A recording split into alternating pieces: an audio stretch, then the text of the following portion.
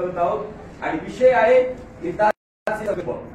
जवळजवळ हा 11वा भाग चालू आहे आणि तुम्हाला जर या गोष्टी आणखी डीपमध्ये पाहायच्या असेल ऐकायच्या असेल तर युट्यूब वरती अवेलेबल आहे, तुम्ही पाहू शकता। सगळे पार्ट पहिल्या भागापासून टाकलेले आहेत। तर आजचा 11वा भाग आम्ही पाहणार आहोत। तर ते वचन वाचून आज आपण एका व्यक्तीच्या जीवनातून पाहणार आहोत। परमेश्वर म्हणतो, कुठला व्यक्ती नाही म्हणत, परमेश्वर म्हणतो तुम्हाविषयी माझ्या मनात जे संकल्प आहे, माझ्या मनामध्ये जे संकल्प आहेत ते मी जाणतो। ते संकल्प तो म्हणतो मी जाणतो। ते संकल्प म्हणजे अनेक संकल्प आहेत, सगळ्या क्षेत्रातले संकल्प आहेत। ज्या ज्या क्षेत्रामध्ये तुम्हाला जी सक्सेस पाहिजे, उन्नती पाहिजे, आरोग्य पाहिजे, मान सन्मान पाहिजे, आशीर्वाद पाहिजे, बरकत पाहिजे, शांती पाहिजे, ज्या ज्या क्षेत्रामध्ये पाहिजे त्या त्या क्षेत्रातले संकल्प त्याच्या मनात आहे आणि तो म्हणतो ते मी जाणतो। ते संकल्प हिताचे आहेत, ते संकल्प तुमच्या माझ्यासाठी, तुमच्या लेकरांसाठी, परिवारासाठी हिताचे आहेत, अनिष्टाचे नाही, अनिष्टाचे बिलकुल नाही। ते संकल्प तुम्हाला तुमच्या भावी म्हणजे भविष्याच्या सुस्थितीची आशा देणारे आहे, आशा देणारे आहे। हालेलुया। आजची जी परिस्थिती आहे, आजचं जे तुमच्या समोरचं चित्र आहे, आज आमच्या कानावरती ज्या बातम्या आहेत, आज आमच्या आजूबाजूला जे घडत आहे ते पाहून आम्हाला अनिष्ट आणि अनिष्ट दिसत आहे। पण त्या अनिष्ट परिस्थितीमध्ये देवाकडं हिताचे संकल्प। हालेलुया। आणि तो काय म्हणतोय, आज तुझी परिस्थिती कशी असो पण येणाऱ्या दिवसामध्ये भावी सुस्थितीची, भविष्याची स्थिती नाही म्हणते, सुस्थिती, चांगली स्थिती, वेल कंडिशन मध्ये तो सांगत आहे की मी तुम्हाला त्या सर्व गोष्टी देणार आहे। पण ते कुणाला मिळतील? जे हे जाणतात की मी ज्या देवाला प्रेम करतो त्या देवाकडे माझ्यासाठी चांगले संकल्प। जे जाणतात की तो माझा देव मला अनाथ सोडणार नाही, जे जाणतात तो माझा बाप आहे आणि तो माझ्यासाठी, माझ्या कुटुंबासाठी, माझ्या लेकरांसाठी, माझ्या नातेसंबंधासाठी उत्तम ते देण्यास समर्थ आहे।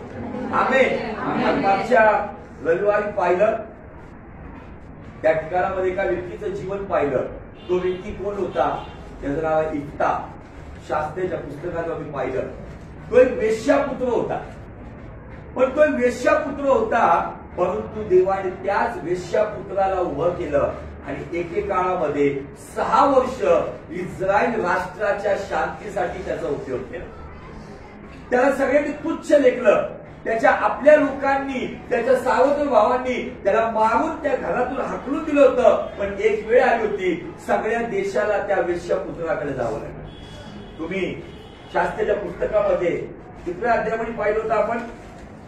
जे लोक आज ऐकत म्हणून त्यांच्यासाठी थोडक्यामध्ये 11वा अध्यायामध्ये त्याच्याविषयी आहे, तुम्ही नंतर वाचा। त्या ठिकाणामध्ये इफ्ता गिलादी म्हणून त्याचं नाव आहे। तो एक वेश्यापुत्र आहे आणि त्या वाटलं आता माझ्या जीवनात चांगलं काय नाहीये, पण त्याच्या जीवनात देवाने असं कार्य केलं की त्याला नुसतंच त्या देशातून त्याला हाकलून दिलं होतं वेश्यापुत्र म्हणून। त्याला फक्त सेनापती म्हणून नाही तर त्या देशाचा, राष्ट्राचा पंतप्रधान म्हणून बोलवण्यात आलं। हालेलुया। एका वेश्यापुत्रासाठी परमेश्वर इतक्या अद्भुत गोष्टी करू शकतो। तोच देव जर इफ्ता गिलादी जो वेश्यापुत्र होता त्याच्यासाठी देवाच्या मनात हिताचे संकल्प होते, तर का नाही तुमच्या आणि माझ्यासाठी? हालेलुया। त्याच्यामुळे निराश होऊ नका। परिस्थिती आज जी आहे त्याच्याकडे पाहू नका। आज पण आपण अशा एका पुत्राविषयी पाहणार आहोत ज्याला कदाचित त्याच्या कुटुंबाने टाकून दिला असेल, कदाचित त्याच्या लेकरांनी टाकून दिला असेल, पत्नीने टाकून दिला असेल, परंतु त्याच्या जीवनामध्ये प्रभू येशू ख्रिस्त येण्यासाठी इतके वर्ष लागले।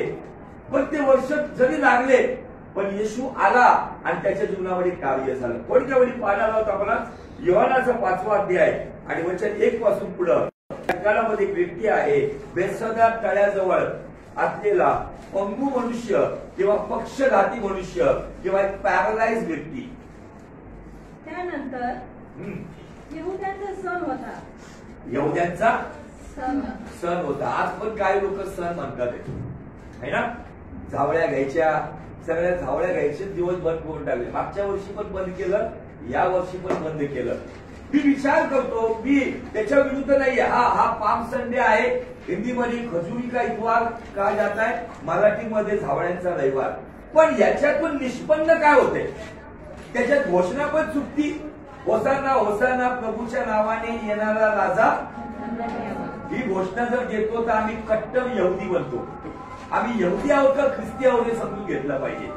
होसाना होसाना प्रभूच्या नावाने आलेला राजा, आमच्यासाठी राजा आला, मेला, कबरेतून जिवंत झाला, गेला. आता राजा नाही येणार, आता न्यायाधीश येणार. हालेलुया. मंडळीला न्यायाधीश तो त्यांना घेऊन जाणार आहे, मंडळीचा वर म्हणून येणार आहे. आम्ही गीता पण गातो ना, आता राजा येणार नाही, आता न्यायाधीश येणार आहे. तर ही जी घोषणा आहे ना, मी विचार करतो जर हे पाळायचंच होतं तर मग प्रेषिताच्या कृत्यामध्ये हे पालन का दिसत नाही आम्हाला.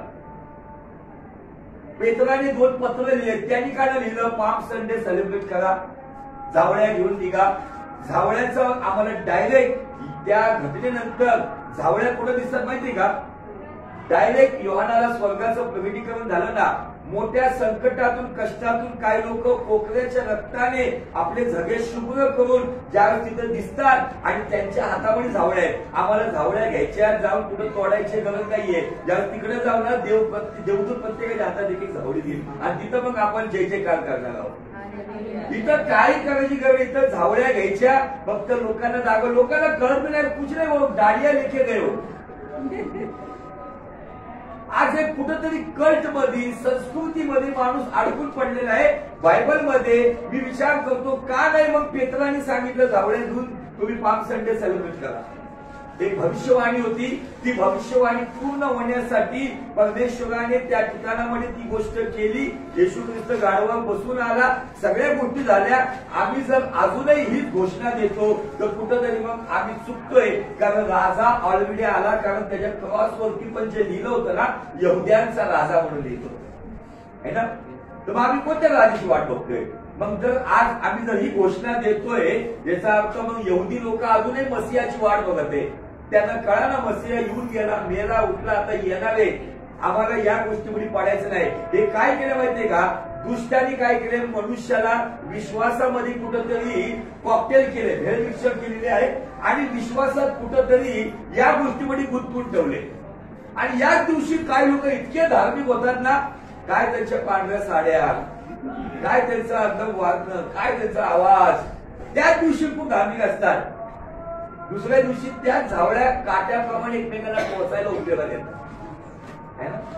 मला त्याच्याविरुद्ध बोलायचं नाहीये. आम्ही सुद्धा या गोष्टी केल्या आणि मूळ जो पाम संडेचा जो संदेश होता ना, तो संदेश खूप वेगळा होता.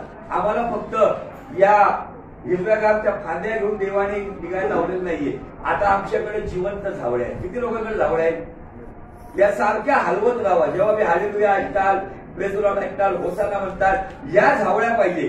कारण त्या हिरव्यागार झावळ्या तुम्ही आज तोडून आता उद्या टाकलं सुकून जाणार आणि पुढच्या वर्षी त्यालाच जाळून राख करून सुरुवात पुन्हा होती.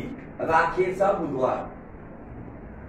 याचं शिक्षण मी देईल तेव्हा तरी, कारण हे सगळे बॅबलॉन कडून आलेले, मूर्तीपूजक देशाकडून आलेले, लेट म्हणा किंवा जे काही या गोष्टी पाळण्यात येतात, हे सगळं तिकडची संस्कृती. ज्या वेळेला रोमन बादशाह कॉन्स्टाईनने ज्या वेळेला धूर्तपणाने बायबलला स्वीकारलं, त्यावेळेला त्यांनी त्याच्यामध्ये हे मिक्सर केलं आणि आज कित्येक वेळा आम्ही पालन करतो, लेट म्हणून पालन करतो, आम्हाला कळत नाही. मी सुद्धा पाळत होतो. जोपर्यंत अज्ञान होतं तोपर्यंत पाळणं काय हरकत नाही. म्हणजे माहिती झालं आम्ही काय पाळतोय याची आम्हाला परिस्थिती झाली तर पुन्हा त्यात पडणं चुकीचं आहे. हालेलुया. उपवास करायला हाच महिना ठेवलाय का, आम्ही बाकीच्या महिन्यात काय नाही करत. हे सगळ्या गोष्टी आम्ही अभ्यास केला पाहिजे. मी शिकवल याच्यावरती पुढे मागं. या दिवसामध्ये काही सण येतात, भारतीय सण येतात. जसं आज जो सण आहे तो सण तुम्ही कधी बघा, लेट मध्ये येणार म्हणजे येणारच. आतापर्यंत 50 लेट बघा, त्याच्यामध्ये तुम्हाला हा सण दिसणारच आहे, ज्याच्याविषयी इर्मायाच्या 7व्या अध्यायात दिलेला आहे. यरूशलेमेच्या गल्ल्यांमध्ये वडील जण काटक्या जमा करतात, मुलं अग्नी पेटवतात, त्याच्या भोवती बोंबा मारतात. या सगळ्या गोष्टी इर्मायाने ऑलरेडी सांगितलेल्या आहेत. आम्ही काय फॉलो करतोय आम्हाला माहिती पाहिजे. पण आपला आजचा विषय काय आहे, आमच्यासाठी असणारे हिताचे संकल्प. कधी झावळ्याचा नैवच संदेश. चला पुढे. तेव्हा येशू वर येरुशलेमेत गेला. हा, येरुशलेमेत मेंढरे दरवाजाजवळ एक तळे आहे. मेंढरे दरवाजाजवळ एक तळ आहे. त्याला इब्री भाषेत बेतसदा म्हणतात. त्याला इब्री भाषेत बेतसदा म्हणतात, म्हणजे कृपेचं घर, हाऊस ऑफ ग्रेस असं त्याचा अर्थ होतो.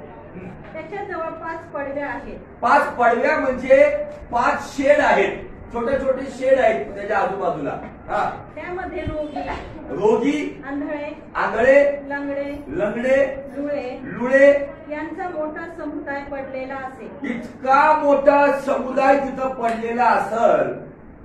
विचार करा तिथं किती सुगंध येत असेल, है ना.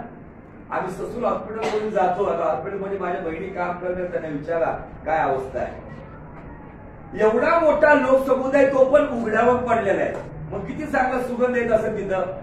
मग मला इथं जेव्हा मी पाहतो ना, येशू ख्रिस्त तिकडे गेला, तिथं कोणी गेला नाही. कुठला संत तिथं गेला नाही, कुठला प्रॉफिट तिथं गेला नाही, कुठला याचक तिथं गेला नाही. त्या ठिकाणामध्ये येशू गेला. त्याच्या मनामध्ये या सगळ्या लोकांसाठी हिताचे संकल्प होते, परंतु या सगळ्या लोकांपैकी एक असा व्यक्ती होता त्याच्यासाठी विशेष संकल्प होता. पुढं ते पाणी हलण्याची वाट पाहत असत. हे सगळे 5 शेड मधले लोक आहेत ना, ते फक्त पाण्याकडेच कॅमेरा लावून बसले होते. पाणी कधी हलते, पाणी हल्लं की मला त्या पाण्यात जायचं. ते पाणी हलण्याची वाट पाहत होते. कारण की देवदूत वेळोवेळी तळ्यात उतरून पाणी हलवत असे. त्यावेळेला देवदूत काय करायचे, तळ्यामध्ये येऊन पाणी हलवायचे, तिथं आरोग्य मिळावं म्हणून. आणि पाणी हल्ल्यानंतर त्यात प्रथम जो जाईल, पाणी जसं देवदूत आले त्यांनी एकदम खळा पाणी हलवायला लागले, त्याच्यामध्ये जो कोणी प्रथम जाईल त्याला कोणताही रोग असला, लुळा, पांगळा, आंधळा, बहिरा, कुष्ठरोगी कोणताही आजार असला, जो प्रथम जाईल, रोग असला तरी तो बरा होत असे. म्हणजे आरोग्य होतं, पण कोणतं होतं, लॉटरी हिलिंग. जो पहिला जाऊन उडी मारल, ज्याचा पहिला नंबर त्याला हिलिंग. प्रत्येक जण त्या ठिकाणामध्ये एका शर्यतीत होते. मला सांगून द्या, आज तुम्ही आणि आम्ही पण आहे ना, जरी बसलोय पण विचाराने शर्यतीत आहे. काय करायचं, कसं करायचं, कुठून करायचं, आमचं मन धावते दिसतं, कुठंतरी विचलित होते. या 5 पडव्यांमधले लोक, जरी कुणी लंगडा होता, कुणी लोढा होता, कुणी पांगळा होता, पण प्रत्येक जण दृष्टी पाण्याकडं, आणि हल्ल्यानंतर पहिले कोण जाईल. जो कुणी पळत जाऊन धडाम करून पहिली उडी मारत असेल ना, त्या व्यक्तीला आरोग्य मिळत असेल. आणि येशू ख्रिस्त त्या ठिकाणामध्ये यासाठी आला होता, आता लॉटरी बंद करायची आहे, सगळ्यांनाच लॉटरी लागावी म्हणून येशू तिथे आला होता. Hallelujah, praise the Lord. एक अशी पद्धत होती, देवाने तिथे एक अशी कृपा ठेवली होती, पण ती कृपा पण नियमाच्या अधीन होती. कशाच्या अधीन होती, नियमाच्या. नियम काय होता, पाणी हल्ल्यावर जो पहिला जाईल त्याला आरोग्य. पण येशू ख्रिस्ताने त्या नियमाच्या कृपेला रद्द केलं आणि सगळ्यांसाठी मार्ग उपलब्ध केलं. ते कृपेचं घर, ते बेतसैदाचा तलाव त्यांनी रद्द केला आणि स्वतः त्याच्या जीवनाच्या नदीमध्ये लोकांना येण्यासाठी मार्ग उघडा केला. Hallelujah, praise the Lord. पुढे तेथे 38 वर्ष आजारी असलेला कोणी एक माणूस होता. किती वर्ष, 38 वर्षापासून एक व्यक्ती तिथं पडून होता, आजारी होता. येशूने त्याला पडलेले पाहिलं आणि त्याला तसे पडून आता बराच काळ लोटला आहे. हे ओळखून त्याला म्हटले, मी जर हा शब्द तुला हे ओळखून म्हटल्यावर लगेच माझं लक्ष 29:11 जातं. काय म्हणतो वचन, परमेश्वर म्हणतो, तुम्हाविषयी माझ्या मनात हिताचे संकल्प आहे हे मी जाणतो. आणि लगेच इथं काय दिले, त्यांनी बरेच वर्ष, 38 वर्ष इथं पडू नये, त्याला बराच काळ लोटलाय. येशूने ओळखले. काय काय लोक म्हणतात, प्रभूचं माझं लक्ष, माझ्याकडे लक्ष नाहीये, प्रभूचं माझ्या परिस्थितीकडे लक्ष नाहीये, माझ्या कुटुंबाकडे लक्ष नाहीये. इथं येशू आल्यानंतर तिथं काय 5 वर्षाचे आजारी लोक असतील, 2 वर्षाचे आजारी असतील, 10 वर्षाचे आजारी असतील, पण सगळ्यात जुनाट आजार ज्याचा होता ना, सगळ्यात दुर्गंधीने भरलेला व्यक्ती जो होता ना, येशू त्याच्याकडे गेला. मग मला सांगू दे, ज्याचा जेवढा जुना प्रॉब्लेम आहे ना, त्याच्याजवळच पहिले येशू येतात. हालेलुया. ज्यांचं नवीन प्रॉब्लेम आहे ना, त्यांनी थोडस कतारने बनेल आहे. Wait in queue. पण ज्यांचा आज जेवढा जुना प्रॉब्लेम आहे, मग तुमचे प्रॉब्लेम काही असो, आर्थिक प्रॉब्लेम असो, कौटुंबिक प्रॉब्लेम असो, वैयक्तिक प्रॉब्लेम असो, आजारपण असो, काही असो, जेवढं जुनं ना तेवढं तुमचं सोनं होणार. हालेलुया. येशू ख्रिस्त त्या 5 पडव्यांना क्रॉस करत आला असेल, हा व्यक्ती पहिल्या पडवीत असेल का? पहिल्या शेडला असेल का? नसेलच. का माहितीये का? सगळ्यात जुनी केस, सगळ्यात वास मारणारी केस, सगळ्यात तुच्छ केस लोकांनी त्याला पहिल्या शेडमधून लोटत लोटत लोटत कोपऱ्यात फेकून दिलं होतं. पण येशू त्या पहिल्या शेड पासून शेवटचा पॉईंट मध्ये गेला. का? कारण त्या 38 वर्षाचं त्याचं वय 38 होतं, येशूचं वय तर 30च होतं. हालेलुया. येशू ख्रिस्त पृथ्वी तलावरती जन्म घेण्याच्या अगोदर स्वर्गात योजना होत असताना येशूला तेव्हाच सगळं रिपोर्ट दिला होता, तू जेव्हा जाशील ना बेथसेदामध्ये असा व्यक्ती तुला त्याला भेटायचा आहे. हालेलुया.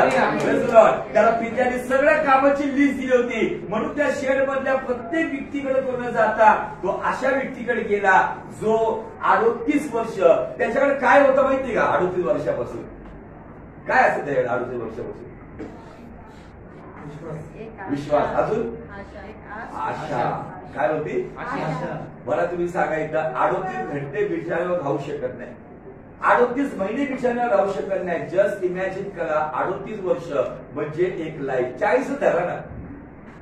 तो कुठल्या अपेक्षेने तिथं कोपऱ्यात कुजत पडलाय, परंतु तिथूनही बघतोय आपला पाणी हल्लं, एकदम पंगू आहे, पॅरलाइज, हातपाय नाही, पण प्रयत्न तरी करतोय जायचा, कसं तरी पोहोचायचा प्रयत्न तरी करतोय. तो कदाचित प्रयत्न करत असता असता असं उठणार, तेवढाच बघा अरे आदळ्याने उडी मारली, आदळा उडी, लागली, आदळा मारला झाला है ना, परत आपला पडत असं. जाऊ दे, 13 नंबर कल आहे का म्हणून. पण रोज आणि रोज तो त्या आशेने जगत होता, एक दिवस का होईना मी नक्की निरोध होणार.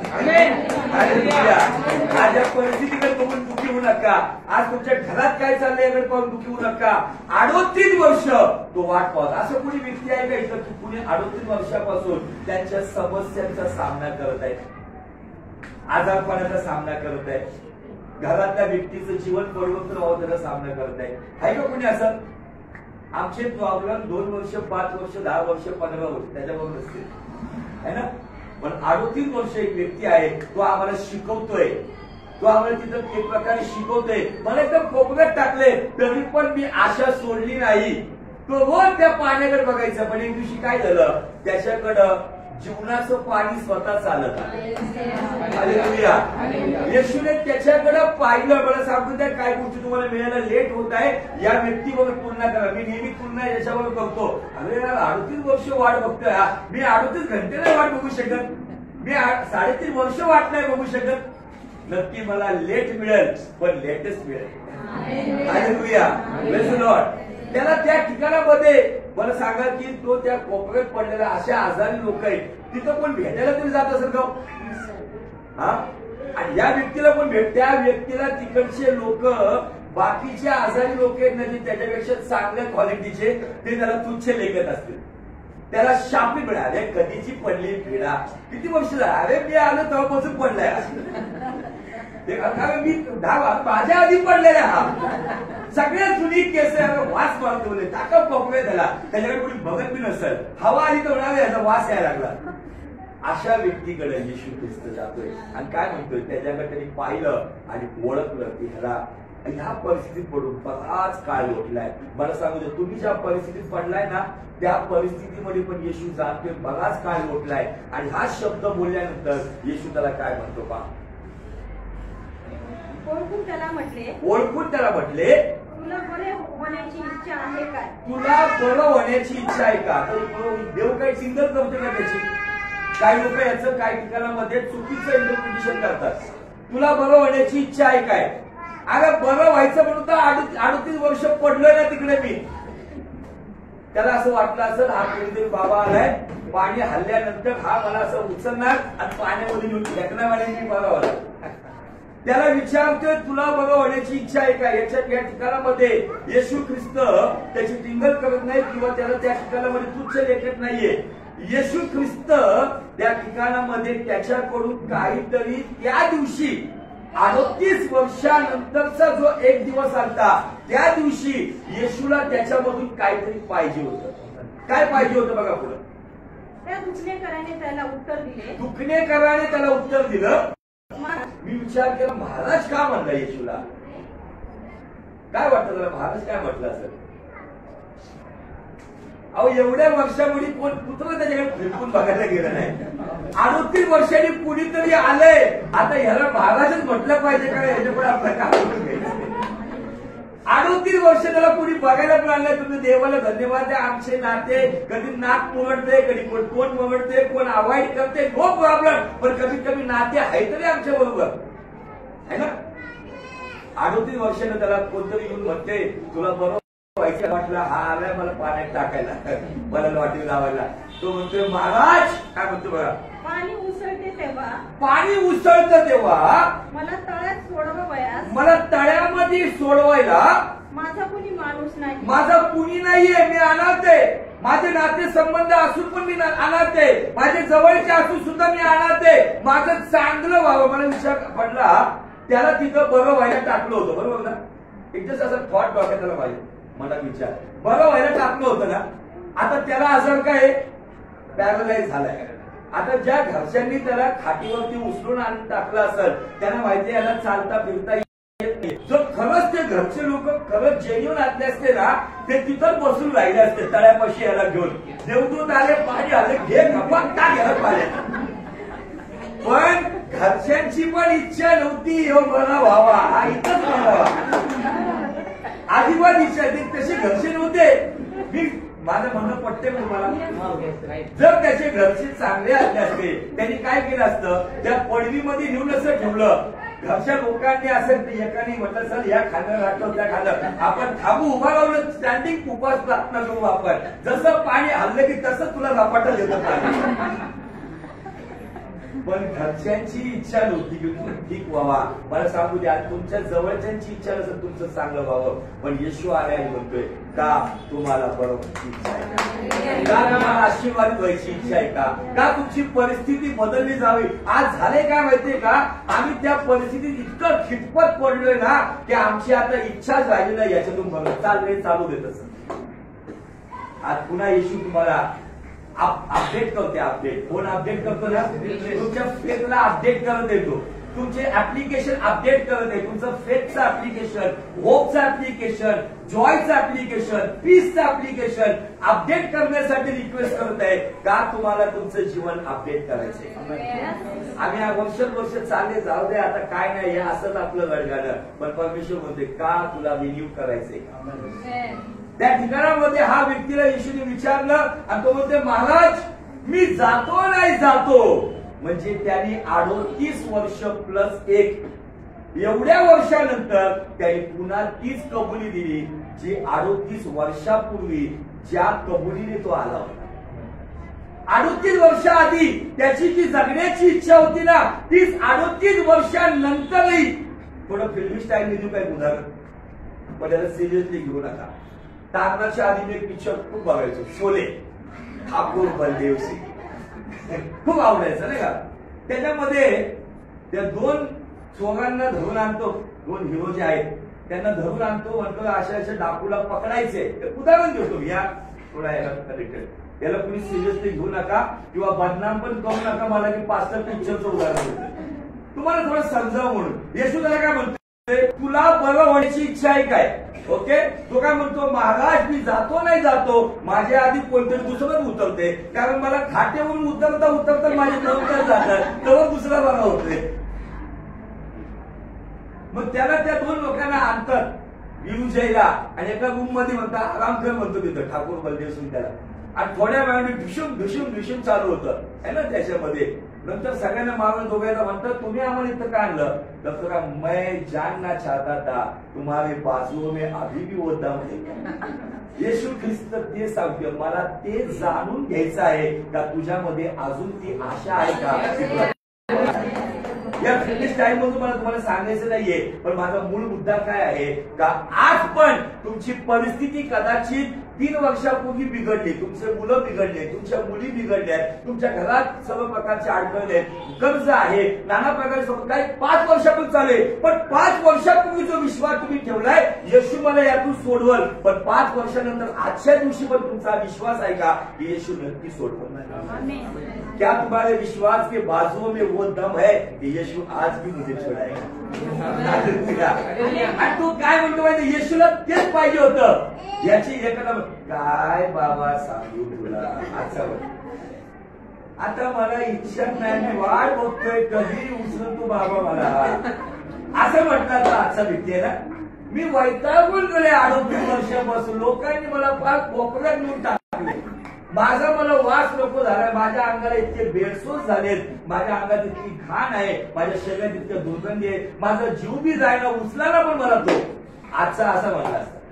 पण तो काय म्हटला, महाराज पाणी हलतं म्हणजे मी लांबून का व्हायना आपला पुसून पुसून कॅमेरा मारतो, बघतो पाणी हलतंय, पण मी जायला लागतोय तर बघतोय तो पागळ बरोबर होते.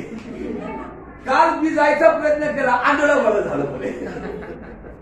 म्हणजे याचा अर्थ काय माहिती का, त्याच्या शरीरावरती आहे ना, मी तुम्हाला गणिती भाषेत सांगू इच्छितो, त्याच्या शरीरावरती इतक्या जखमा होत्या, आपण पकडू दिवसातून एकदाच पाणी हलत होतं. हा किती दिवस आहेत? 365 दिवस. ओके, तो 365 दिवसामध्ये म्हणजे वर्षातून 365 वेळा तो पडलाय. जसं पाणी हल्ल्यानंतर शेड मध्ये गोंगाट होत असेल, हे पाणी हलायला लागले, पाणी हलाय, सगळे लोक इथं हे धडपड धपाकट पडत असेल खाली. पडल्यावर कदाचित हानवटीला लागत असेल, कदाचित डोळ्याला लागत असेल, कदाचित हातच तुट लागलं, पाय, असं करता करता वर्षाला 365 जखमा, 365 गुणिले 38 काउंट करा किती जखमा झाल्या. त्या जखमांचं बेडसोस झाले. पण इतक्या जखमा झाल्यानंतरही महाराज पाणी हलतं नाही हलतं, मला सोडायला कोण नाही, मी जायचा प्रयत्न करतो, पडतो मी टापाक करतो, पण जातोच नाही. हा 38 वर्ष रोज तो प्रयत्न करतोय. किती? 13,870 ट्राय त्यांनी केले. किती? इथं आमचं 13 मध्ये 12 वाचायला. येशू ख्रिस्ताला त्याच्यामध्ये ते पाहायचं होतं की तुला इथून पुढे ह्या 40 वर्षानंतर मी जगायचे काय, आता काय जगू बाबा. पहिले काय 20-22 वर्षाचा असताना तो त्या पापात पडला असेल, त्याला तो आजार झाला असेल, ते 20 वर्ष, हे 38 वर्ष, 60-65 वर्ष, आता काय जगू, इथंच पिकलोय मी, पुढे जाऊन काय जगू मी. पण त्याच्यातून तो काय म्हणतोय, मला जगायची इच्छा. पण काय या परिस्थितीमध्ये तुम्हाला थोडा हसून करून काय सांगते का, तुमची इच्छा आहे काही परिस्थिती बदलायला.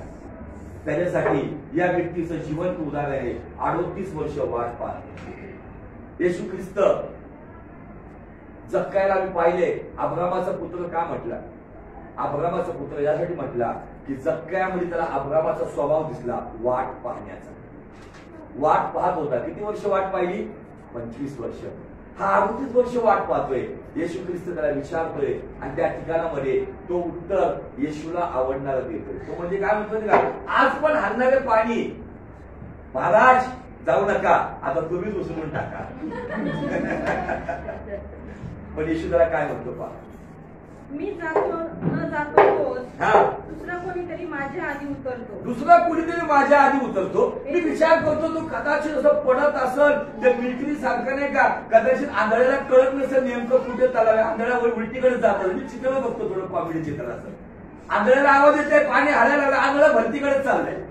लंगड्याला कळते आवाज होतो, लंगडा आपला लंगोटतोय, लंगोटीमध्ये पुढे काय जाता येत नाही. हा कसं तरी पडतोय, आपला पोचण्याचा प्रयत्न करतोय मिलिटरी मॅन सारखं. पण मी ह्याच्यामध्ये पण एक गोष्ट बघतोय, याच्यामध्ये पण थोडासा आळस पाहायला मिळतो. काय माहितीये का, आता 38 वर्ष तो काय करतोय, फक्त पाणी हाणलं, दुसरा पडला, झपा करा. काल लंगडा बरा झाला, बरं चला झपा करा. परवा दिवशी कुष्ठरोगी बघा झाला, बघा जातो झोपा लागेल. काय लोक असे पण आहे तिकडे अजून पडतात. पण विचार करतो तो तसंच पडत पडत घसरत का व्हायना, त्या तलावापाशी जाऊन जर असं पडला असत, पाणी हल्ल्यावर फक्त असंच करायचं. पण काय काय लोक आहेत ना अशा त्याच परिस्थितीत पडू नका. आता मला सांगू, परिस्थितीकडे पडू नका, परिस्थिती बदलणाऱ्याकडे येऊ पडा. हालेलुया. पहा पुढे काय झालं. येशू त्याला म्हणाला, उठ उठ, आपली खाट उचलून घे. हा, उचलून घेऊन चालू लाग. हा म्हटलं असेल, अगं मला एकतर चालता येत नाही, मला उठता येत नाही, मला बसता येत नाही, आणि हा कोण आलाय बाबा उठ म्हणते. मी तर विचार केला तुला महाराज बोललोय, मी थोड्या वेळी पाणी हलावून तुला बोलावं, उचलून मला पाण्यात टाक, तू म्हणतोय उठ. हात तर द्याय ना मला. पण मला सांगू द्या, या व्यक्तीकडं 38 वर्ष त्याचे आप्तजन्य आले. तुम्हाला या व्यक्तीचं कॅरेक्टर जर बघायचं असेल ना कसं आहे, तर 38 वर्षाचा दुखणेकर स्तोत्र 38 मध्ये दिसतो. घरी जाऊन वाचा. 38 वर्षाचा दुखणेकर कुठं दिसतो? स्तोत्र 38. स्तोत्र 38 मध्ये ज्या वेदना आहेत, स्तोत्र 38 मध्ये जी परिस्थिती आहे ना, सेम परिस्थिती त्या ठिकाणामध्ये नमूद केलेली आहे. आणि तो व्यक्तीकडे कुणी आला नाही. त्यांनी ज्या येशू म्हटला ना उठ, त्याला समजलं की हा कोणीतरी देवाचा माणूस आहे, हा कोणीतरी माझं जीवन बदलणार आहे. त्यावेळेला त्यांनी तिथं असं नाही म्हटलं, महाराज मी जातो नाही जातो, मी मगाशी बोललो ना माझं कुणी नाही पाण्यात सोडायला, तुम्ही थांबा आता मला सोडवा. त्या तो म्हटला उठ. त्या उठ म्हटल्याच्या शब्दात इतकं सामर्थ्य होतं, आणि जितके उठले ना त्यांनी इतिहास घडवला. मला तुम्हाला सांगायचं, तुमच्या ज्या समस्या आहेत, ज्या अडचणी, जे प्रॉब्लेम आहेत, जी निराशा आहे, जे नकारात्मक विचार आहे ना, त्याच्यातून उठा. हा पॅरालाइज व्यक्ती होता. पॅरालाइज म्हटलं काय होतं? हातपायाचा वारा जातो, हातपाय असून पण काम करत नाही. आज कित्येकांच्या विश्वासाला पॅरालाइज झालेला आहे, कित्येकांच्या आशेला पॅरालाइज झालेला आहे ना, बरकतीला पॅरालाइज झालाय, कमवते पण राहीनच है ना, सन्मान आदर सन्मानला पॅरालाइज झालाय, सगळीकडे तुच्छ लेखलं जात. मला सांगू द्या, या सगळ्या पॅरालाइजचा इलाज, सब बातों की एक ही दवा, येशू. आमेन. येशू त्याला म्हणतो उठ, आणि तो उठ म्हटल्यावर तो असं नाही म्हटला कसं उठू, तो उठला. उठून आपली खाट घेऊन तो चालत गेला. घरी जाऊन वाचा कसा चालत गेला. पण माझा मूळ मुद्दा काय म्हणजे आजचा, तुमची परिस्थिती याच्यापेक्षा वाईट नाहीये. हा, ऐका असं बोल, तुमची परिस्थिती याच्यापेक्षा जुनी नाहीये, तुमची परिस्थिती याच्यापेक्षा घाणेरडी नाहीये. 38 वर्ष विचार करा, तो पडतोय झडतोय, किती बेडसोड झाले असते, किती घाण वास येत असेल. पण मी मला अभिमान आहे की येशू ख्रिस्त त्या ठिकाणामध्ये सगळ्यात वर्स्ट केस जी होती ना तिकडे गेला. आणि त्या ठिकाणामध्ये ज्यावेळेस येशू तिकडे गेल्यानंतर मला सांगा, बाकीचे लोक असेच पडले असेल का? सगळ्यांचं लक्ष तिथं लागलं असं, चाललंय काय याला, आम्ही याला बघत नाही, याचं वाऱ्याला मी उभा घात नाही, तिथून वारा आले की याचा वास आमच्याकडे येतो, आम्ही याला 4 शिव्या घालतो. पण हा माणूस कोणी झगेवाला, इतका शुभ झगे घालून हा माणूस त्याच्यामध्ये जातोय, बोलतोय, त्यांचं संभाषण झालंय, तो बी वस्तू पडल्या पडल्या महाराज महाराज बोलतोय. पण ज्या वेळेला त्यांनी पाहिलं ना, तो म्हटला उठ. ते चित्र समोर घ्या, एका क्षणामध्ये येशूच्या मुखातून शब्द निघाला, उठ. आज तो तुम्हाला म्हणतोय उठ, तुझ्या निराशेतून उठ, उठ तुझ्या दुःखातून उठ, उठ तुझ्या समस्येतून उठ. तो शब्द त्याने स्वीकारला. त्यांनी कुणाचा हात न घेता, त्याची एकच मैत्रीण होती आणि तिच्याबरोबर रोज तो गाणं गायचा, ये दोस्ती ना हम कभी छोडेंगे. किसके साथ ती दोस्ती? ती खाट तिला हातात धरली अशी. सगळे बाकी शेअरवरती असे बघायला लागले, अरे गेलेली केस हातात खाट घेऊन, अरे वासमान. त्याच्यामुळे सांगून मी विचार करत होतो, जसं येशू तिथं आला ना, येशू ख्रिस्तामध्ये जो आकाशामधला जो स्वर्गातला सुगंध होता ना, ते स्वर्गीय फ्रेग्रन्स घेऊन येशू तिथं आला. त्याची दुर्गंधी निघून गेली, त्याचे भेडसोड निघून गेले, त्याच्या वास निघून गेला. आणि जसं लोकांनी बाकीचे शेड मधले तिथं तळ सोडलं, सगळे त्याच्याकडे बघा, जे त्याच्याकडे बघायला इच्छित नव्हते, जे त्याच्याशी बोलायला इच्छित नव्हते, सगळ्यांचा कॅमेरा तिथंच लागला होता. सगळेजण बघतात 38 वर्षाचा दुखणेकर हातामध्ये खाट घेऊन उभा आहे. हालेलुया. तुम्ही देखील जगाला दाखवता ज्या गोष्टीवर तुम्ही पडून होता, ज्या गोष्टीवर तुम्ही हतबल होता, ज्या गोष्टीवर तुमच्या लोकांनी तुम्हाला आणून टाकले ना, तीच गोष्ट हातात घेऊन जगाला दाखवतात. माझ्या येशूने याच्यातून मला सोडवलेला. हालेलुया.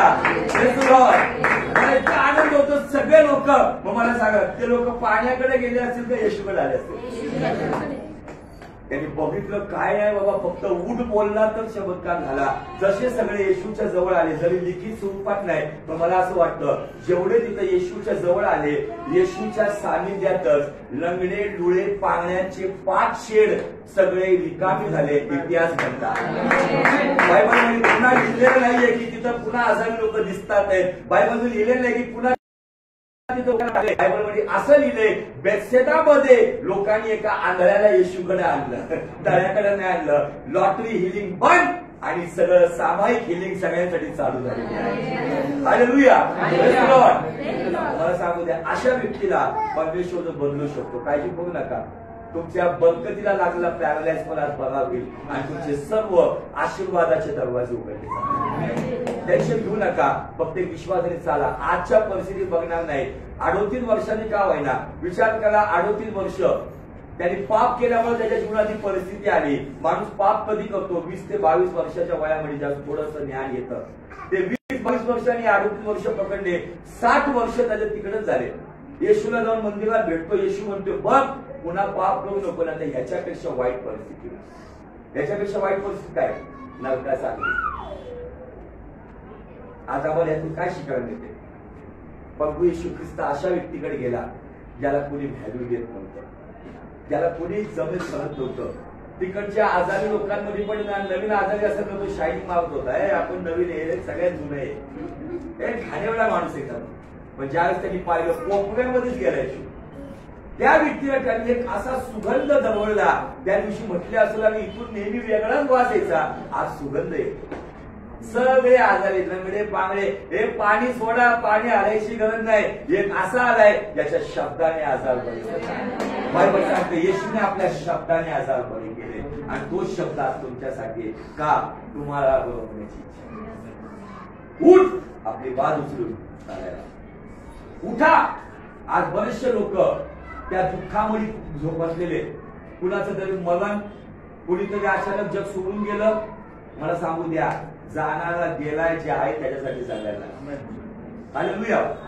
काय लोक अजूनही भीतीमध्ये जगत आहे. मी जगतो का नाही, उद्या कोरोना खातोय काय मला, लस घेतल्यावरती होते बाबा, लस घेऊ का नको. काय लोक भीतीत बसलेले. उठा, त्या भीतीतून.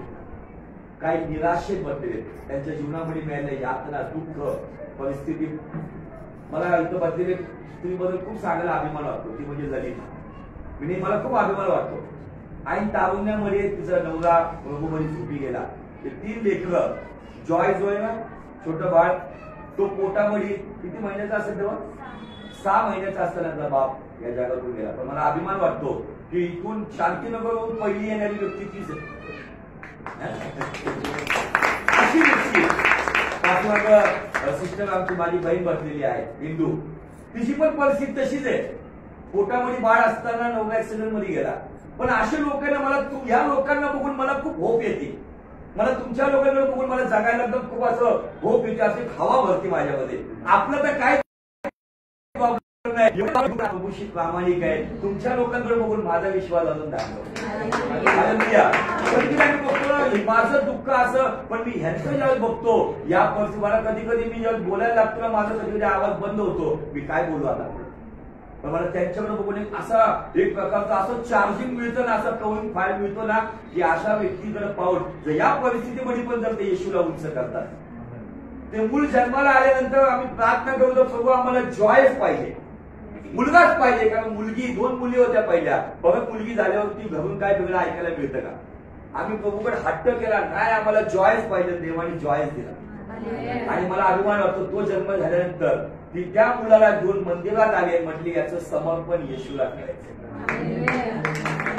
त्या विश्वासाने समर्पण केलेले आहे. आणि मला अभिमान वाटतो की असे लोक प्रभूने दिले. असे सगळे ताळीवाला उडशे काही लोक आले नाही. या सगळ्यांचं जीवन मी पाहतो की या खितपत पडलेल्या अवस्थेमध्ये पण ते ख्रिस्ताला सोडत नाही.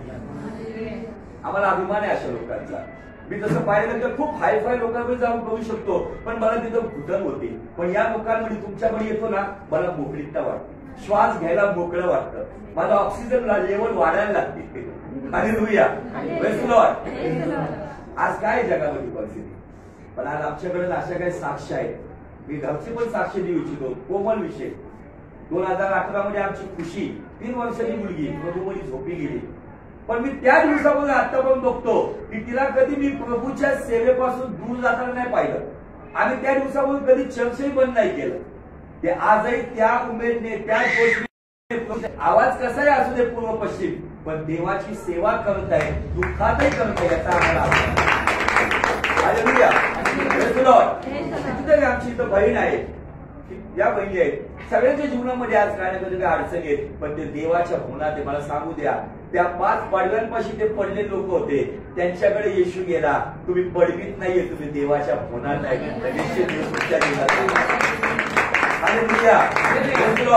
आजच्या परिस्थितीकडे बघून दुःखी होऊ नका, विश्वास ठेवा. तो 38 वर्षाचा व्यक्ती आम्हाला विश्वास शिकवतो. कोणता विश्वास? चिकाटीचा विश्वास. त्या चिकाटीने राहा, आणि जेवढी चिकाटी तुम्ही ठेवता ना, तेवढीच तुमची पॉवरफुल टेस्टमनी येणार आहे, तेवढीच सामर्थ्याने साक्ष येणार आहे, जीवनाचं जीवन बदलणार आहे.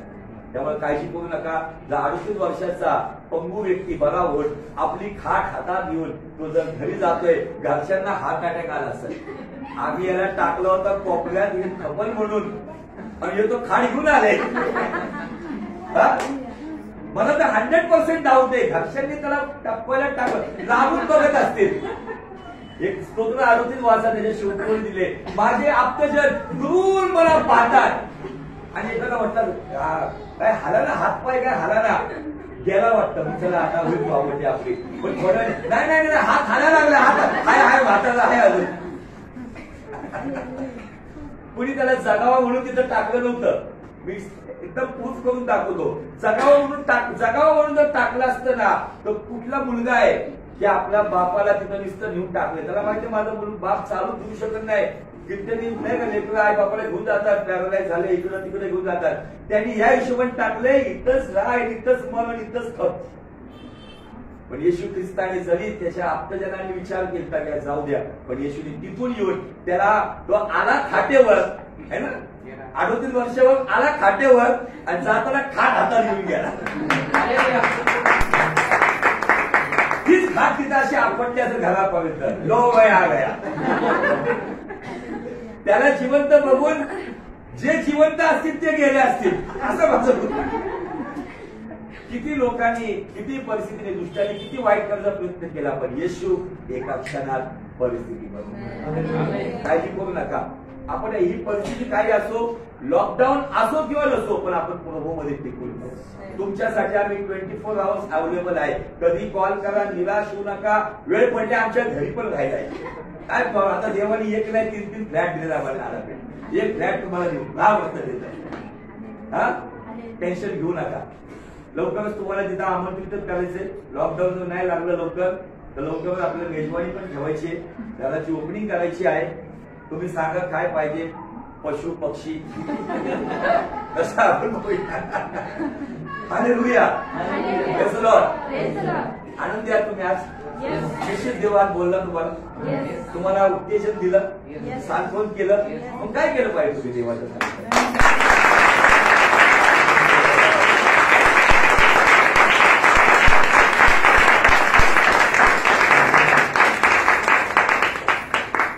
माहिती ना देवाची इच्छा काय आज आमचं? म्हणजे एक इच्छा चांगली आहे, त्याने आम्हाला या व्यक्तीचं जीवन दाखवलं, त्याच्यासाठी त्याच्या मनात हिताची संकल्प आहे. पडवीपरी गेलाय तो मंदिरात का नाही येऊ शकत? काळजी करू नका, सगळी परिस्थिती बदलल, पण त्या व्यक्तीकडे एक गोष्ट शिका. तो पाण्याकडे लक्ष लावत होता आणि जायचा प्रयत्न करत होता. शरीर साथ देत नव्हतं, पण प्रयत्न करत होता. तुमचं शरीर साथ देते, तुमच्या पाण्याकडे जायचं, तुमच्याकडे जेवढी पाणी स्वतः येतो येशू, तुम्हाला रोज त्याच्यामध्ये येण्याचा प्रयत्न करायचा. एक दिवस असा येईल, एका क्षणामध्ये सगळं जग पाहिजे की तुमच्या जीवनात तो कसा कार्य. निराश होऊ नका, आनंदाने रोज जीवन जगा. या परिस्थितीकडे बघू नका, परिस्थिती बदलणाऱ्याकडे बघा. अश्रू तर माणसासमोर तर अश्रू ढाळू नका, अश्रू ढाळायचे देवासमोर ढाळा. तुम्ही माणसासमोर ढालताना तेच माणसं काही दिवसांनी टिंगल करतील, पण त्या देवाकडे अश्रू ढालताना तो म्हणतो तुझा प्रत्येक अश्रू मी माझ्या बुदलीत सांभाळून ठेवतो. जास्त बुद्धी भरत ना वरपर्यंत उतू जायला आलं ना, एवढं भाऊ झालं की उतू जायला पाहिजे. ज्या दिवशी उतू जायला लागत त्या दिवशी समजा तुमचा चमत्कार उतू जाणार, इतकं वसंडून वाढायला चमत्कार. Hallelujah, praise the Lord, thank you Lord Jesus. प्रभू आम्ही तुझे उपकार मानतो, तुला धन्यवाद देतो. तू आमच्याशी बोलला म्हणून तुझी स्तुती करतो. तू चांगला आहे यावर विश्वास ठेवत प्रत्येक गोष्टीमध्ये तुझे आभार मानत आजची सभा तू आशीर्वादित केलं. कसंही असं करून तू आम्ही एकत्रित झालो म्हणून